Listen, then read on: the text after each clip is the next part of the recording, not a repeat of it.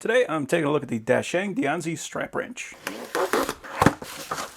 So here is the strap wrench. Now the thing that makes this one stand out is that this is 18 inches, whereas most strap wrenches you find are going to be around 12 inches. We got a hole in the end so we can hang this guy up when we're done, and it feels like aluminum, which actually costs a little bit more, but it's still going to be plenty strong for getting the job done, but it is going to be a lot lighter and a lot easier to handle. There is a steel stud in there for holding the strap, and there is a textured prying end for the strap. I also really like seeing a nice braided, looks like a fairly thick strap on here. So we can apply a lot of pressure to that without having to worry about damaging it. So if you never used one of these before, all we're going to do is we're going to take the strap and then run it straight through. We can put this around pretty much any shaped object, and then when we apply pressure and squeeze, you still want to have a hold of the strap, but the handle itself is going to do a lot of the work for actually applying pressure and holding that in place. Then you can just twist to pop things loose. We mostly use these for water filter housings. They work great for that. But with a 12 inch, you got to put a lot of force on it, or a breaker bar. With an 18 inch, this is going to be able to pop those off no problem. So I'm going to put this on so that the curve is facing away from the direction I want to pull.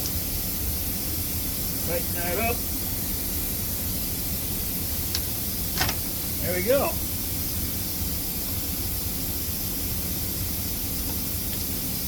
Oh yeah, just when I did that, that thing was torture.